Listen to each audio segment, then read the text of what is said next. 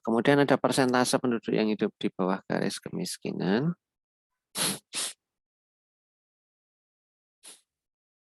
Persentase rumah tangga dengan proporsi pengeluaran pangan itu lebih dari 65% terhadap total pengeluaran.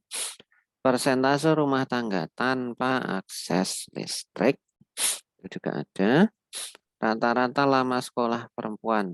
Jadi kalau ada perempuan di atas 15 tahun usianya, nah itu lama sekolahnya berapa lama. Kemudian rumah tangga tanpa akses ke air bersih. Kemudian rasio jumlah penduduk per tenaga kesehatan. Persentase balita dengan tinggi badan di bawah standar atau stunting, dan angka harapan hidup pada saat lahir. Tuh. Jadi indikator indeks ketahanan pangan sekarang sangat kompleks. Ada 9 poin ini. Mungkin kita kalau orang awam akan bertanya-tanya, apa hubungannya angka harapan hidup dengan indeks ketahanan pangan gitu ya. Nah, ada beberapa poin yang memang tidak berhubungan secara langsung dengan ketahanan pangan. Tapi karena tadi kita sempat lihat ya, Global Food Security Index itu memang menghendaki poin-poin ini yang menjadi ukuran. Karena poin-poin inilah nanti yang akan menjadi ukuran ini. SDM yang sehat, aktif, dan produktif ini.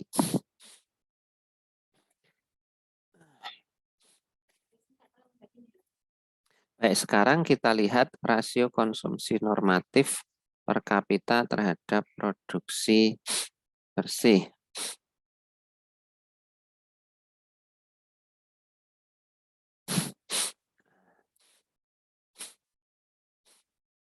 Untuk ini, produksi bersih itu maksudnya untuk komoditas padi, jagung, ubi kayu, ubi jalar, serta stok beras pemerintah daerah.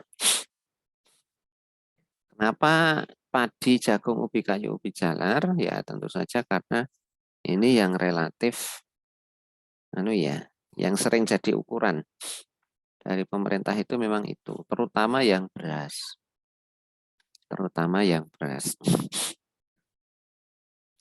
Produksi bersih didekati dari angka produksi.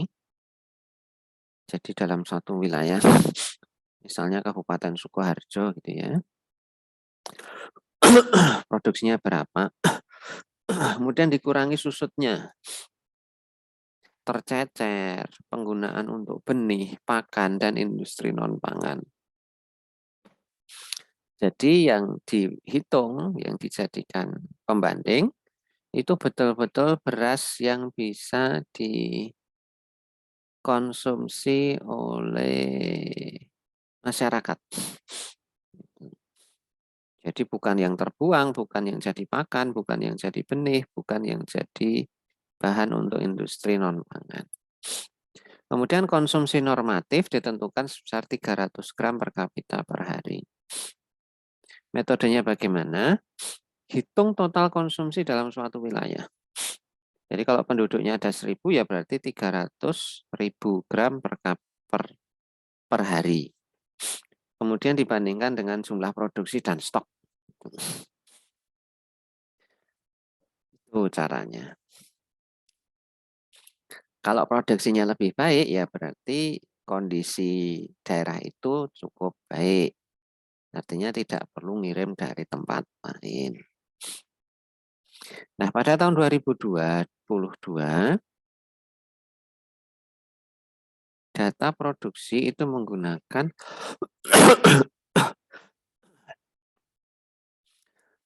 data tahun 2021 dari BPS dan Kementerian Pertanian.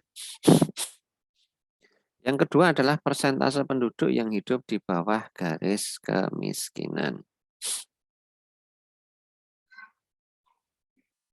Nilai rupiah pengeluaran per kapita setiap bulan untuk memenuhi standar minimum kebutuhan konsumsi pangan dan non-pangan yang dibutuhkan oleh seorang individu untuk hidup secara layak. Itu ukurannya. Penduduk yang hidup di bawah garis kemiskinan tidak memiliki daya beli yang memadai untuk memenuhi kebutuhan dasar hidupnya. Itu dasarnya. Jadi kita sangat penting bagi kita untuk mengetahui berapa penduduk yang hidup di bawah garis kemiskinan. Nah, garis kemiskinannya sumbernya apa? Sumbernya adalah BPS tahun 2021. Untuk yang 2022 ini. Kemudian persentase rumah tangga yang pengeluaran untuk pangannya itu lebih dari 65% total pengeluaran. Jadi begini logikanya.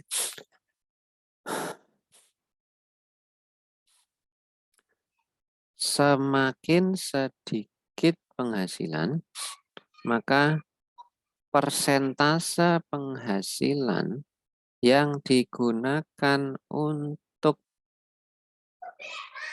membeli bahan pangan itu akan semakin besar. Dan itu tertuang dalam teori Angel ini. Yang bagus yang gimana? Yang bagus itu adalah persentase penghasilan yang digunakan untuk pangan itu semakin sedikit. Nah, itu yang lebih baik.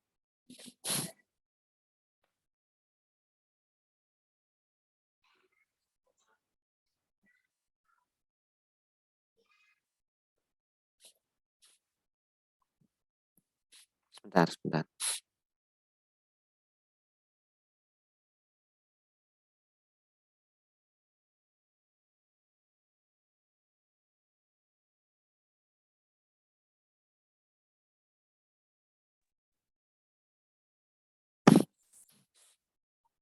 Nah, makin tinggi kesejahteraan masyarakat suatu negara, maka pangsa pengeluaran pangan penduduknya semakin kecil.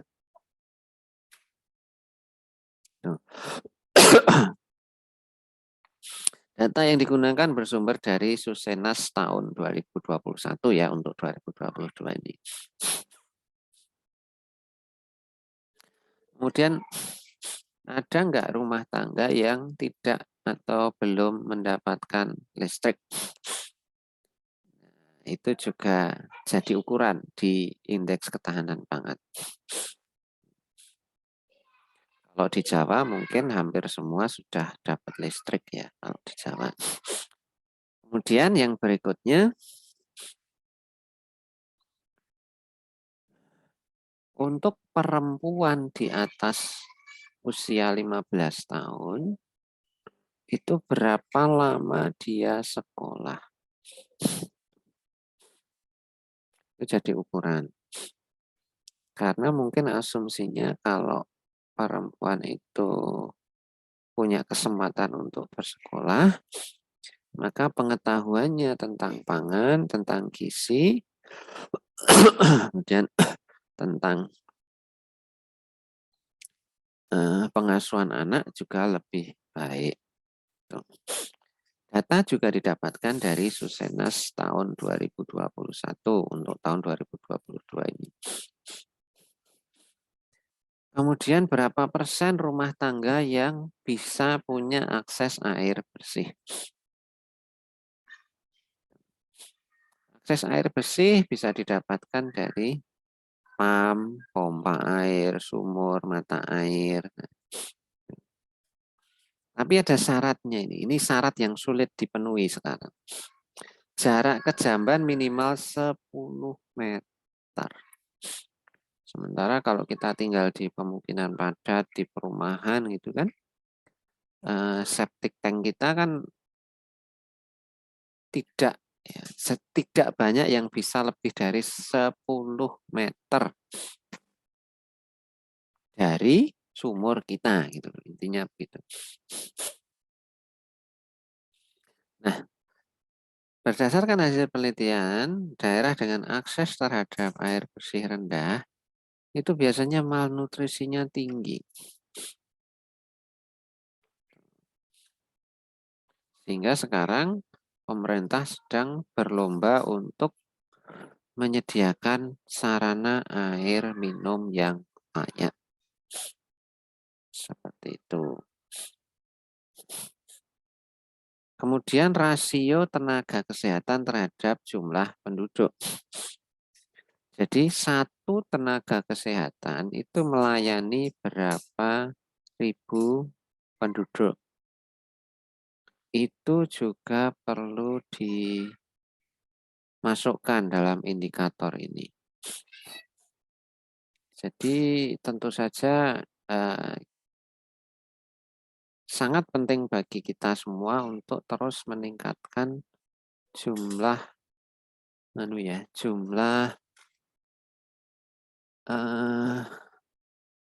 tenaga kesehatan gitu ya. Jumlah tenaga kesehatan. Berikutnya, berapa persen balita yang stunting?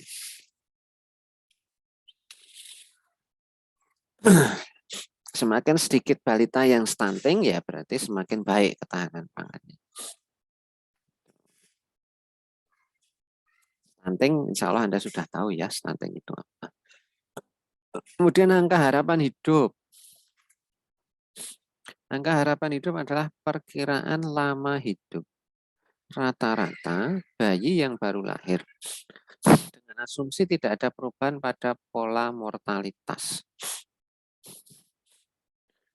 Jadi asumsinya tidak ada pandemi kayak gitu. Itu kira-kira lama hidupnya berapa sih?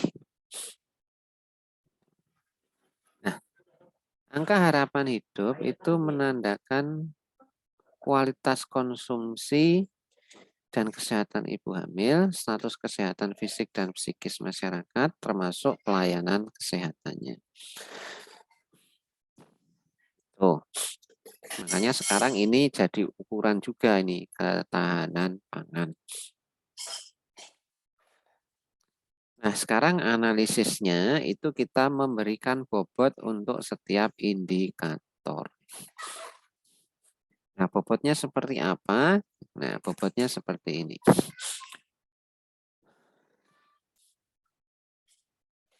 Jadi, Badan Ketahanan Pangan itu mengundang beberapa ahli untuk berdiskusi membahas tentang bobot yang tepat untuk setiap indikator. Nah, didapatkan bobot seperti itu. Itu kalau subtotalnya Anda jumlah 0,3, 0,3, 0,4 itu totalnya 1.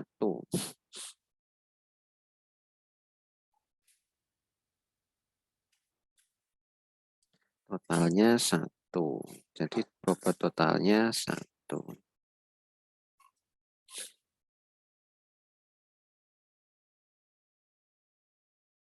Nah, kok bisa seperti itu? Nah, di buku yang dipublikasikan oleh Badan Ketahanan Pangan itu tidak ada penjelasannya. Kenapa kok persentase penduduk di bawah garis kemiskinan itu bobotnya tinggi? Kenapa kok konsumsi normatif itu bobotnya tinggi? Itu tidak, mohon maaf, tidak ada penjelasannya.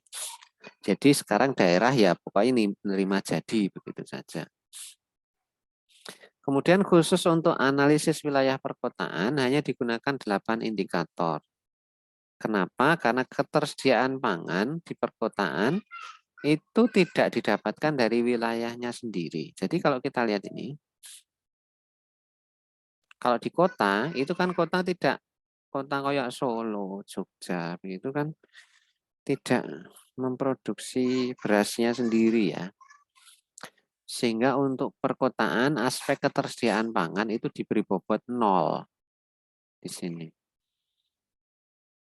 Sehingga hasilnya menjadi kayak gini. Ini untuk kota. Yang tadi itu untuk perdesaan, yang ini untuk perkotaan.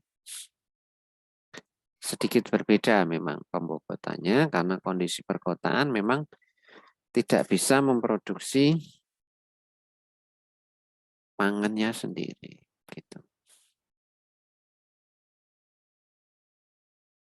Ya, mohon bisa dipahami. Oh ya, sampai di sini dulu ada yang ingin ditanyakan, silakan.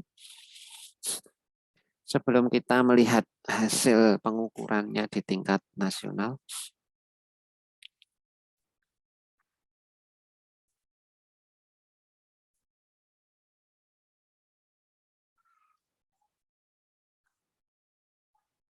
ada. Bertanya, Pak. Ya, silakan. Mau Untuk tanya, silakan. nilai-nilai untuk nilai-nilai tersebut itu sudah ditentukan atau kita menghitung sendiri yang Itu 0,200 seperti itu. itu ditentukan oleh pemerintah. Jadi kemudian misalnya gini ya, persentase penduduk di bawah garis kemiskinan. Nah, itu berapa persen sih? Kalikan ini. Persentase rumah tangga dengan proporsi pengeluaran pangan lebih dari 65%. Berapa di kabupaten kita misalnya berapa kalikan ini. Begitu ya. Caranya seperti itu. Nanti kemudian dihitung secara total, kemudian nanti kita akan tahu kondisi ketahanan pangan kita seperti apa. Gitu. Untuk perhitungannya nanti saya share bukunya saja ya. Karena perhitungannya agak rumit. Nanti silahkan dilihat. Seperti itu ya, Dek. Ada yang Baik, ingin Pak. disampaikan lagi? Sudah. Ya, baik. Monggo Dari yang saya lain. sudah. Yang lain silahkan. Kalau tidak ada, kita lanjutkan. Nah, ini sekarang hasilnya.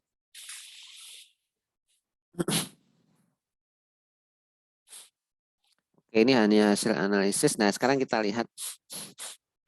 Jadi, hasil perhitungan indeks ketahanan pangan 2021 berdasarkan 9 indikator untuk wilayah kabupaten itu mencerminkan 3 aspek ketahanan pangan tadi ya. Kemudian nanti pemerintah itu membuat pemeringkatan. Ada yang paling baik seperti itu diurutkan ke bawah. Kita lihat sekarang petanya. Dengan melihat peta ini, kita tahu daerah-daerah yang hijau tua itu yang sangat tahan. Artinya ketahanan pangannya sangat baik. Sangat baik. Ya tentu saja itu mencerminkan pembangunan yang juga sudah cukup baik gitu ya. Nah, di Jawa itu ada yang hijaunya agak muda nih. Itu masuk kategori tahan.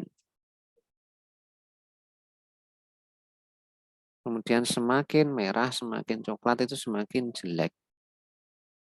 Kalau kita melihat kondisi seperti ini, kita bisa lihat beberapa daerah di Sumatera, Kalimantan, Maluku, Papua, dan Nusa Tenggara itu ternyata kondisinya belum cukup baik.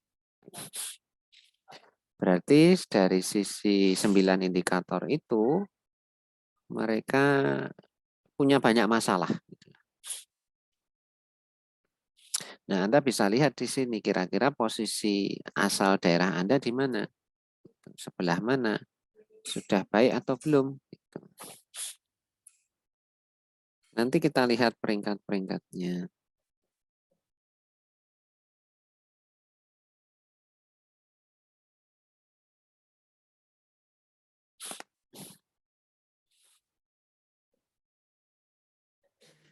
Nah, sekarang kita lihat kabupaten dengan skor terbaik. Ada 5 di sini. Tabanan, Gianyar, Badung itu di Bali. Kemudian Sukoharjo dan Pati di Jawa Tengah. Nah, sekarang kalau Anda tinggal di Sukoharjo, Anda bisa berbangga. 2021 kita peringkat ke-5, ke-4 se-Indonesia. Kemudian kalau kita bicara skor terendah, itu ada di Provinsi Papua semua itu. Nduga, Puncak, Dogiyai, Yahukimo, dan Deiyai. Kita lihat petanya ya memang Papua kondisinya seperti ini ya. Sangat rentan, sangat berbahaya ini kalau misalnya mungkin dalam kondisi sekarang masih bisa bertahan ya, tapi kalau kemudian tiba-tiba ada bencana itu akan sangat berbahaya di daerah-daerah yang rentan, ketahanan pangannya rentan ini. Satu catatan di Papua itu ada satu kabupaten di sini paling bawah itu Merauke. memang pembangunan pertanian mereka bagus sekali. Kemudian mereka mampu menyediakan pangan untuk penduduknya dengan baik juga. Sehingga Merauke itu sekalipun ada di Papua, tapi warnanya hijau tua. Mudah-mudahan ini bisa jadi contoh bagi kabupaten-kabupaten yang lain di Papua.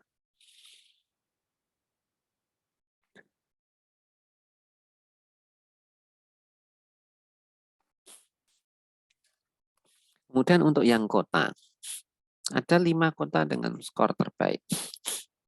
Denpasar, Bali memang bagus ya. Kemudian ada Pekanbaru, Bukit Tinggi, Balikpapan, dan Batam.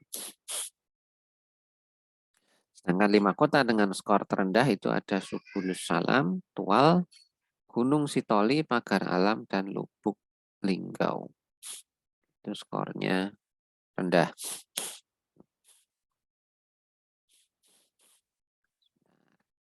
Nah,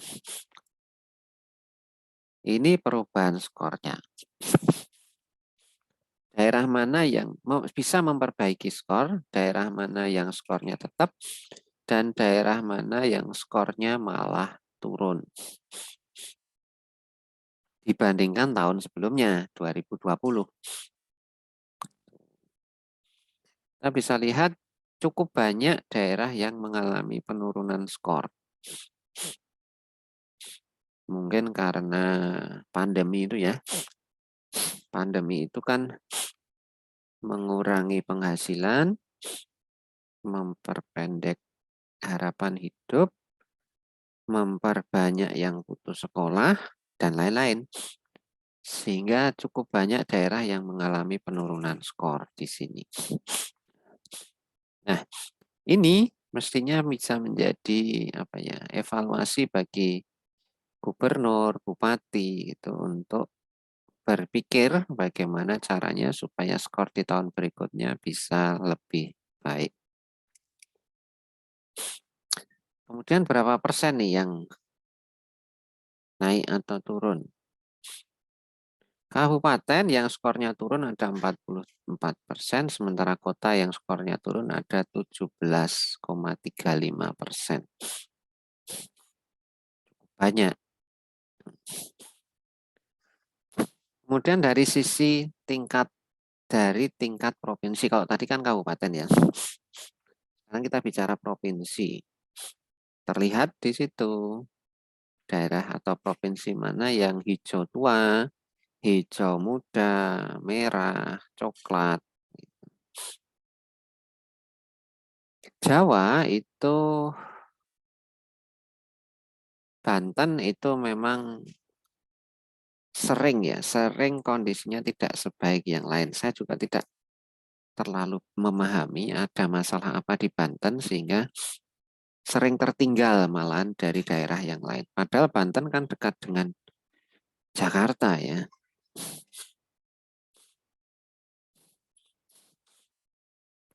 Nah, gitu.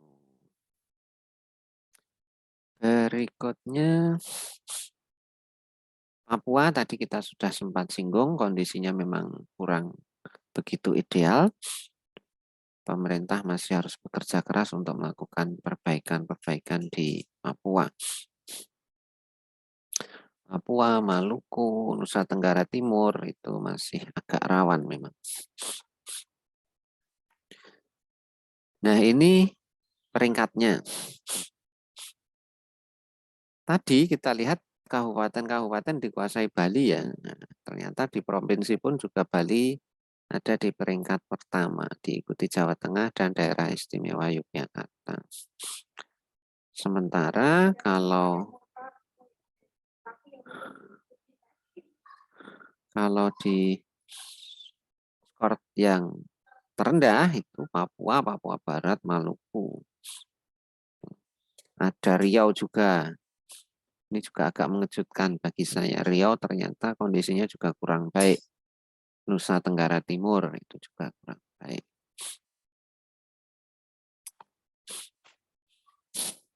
Nah, sekarang yang dari sisi provinsi, skor totalnya naik apa turun? Kita lihat, Papua sebenarnya naik.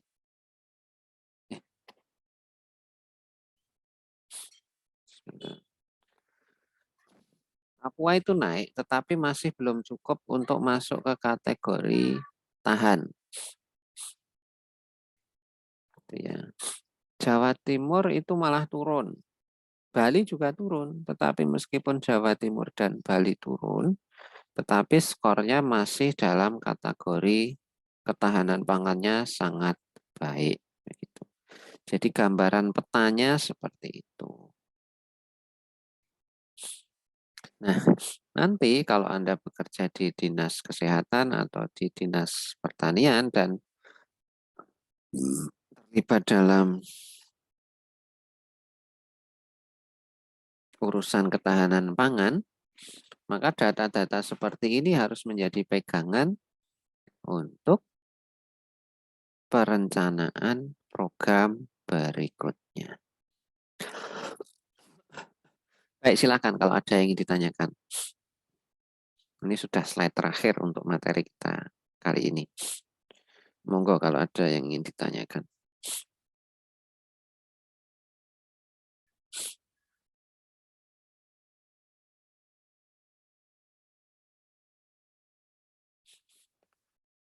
Tidak ada?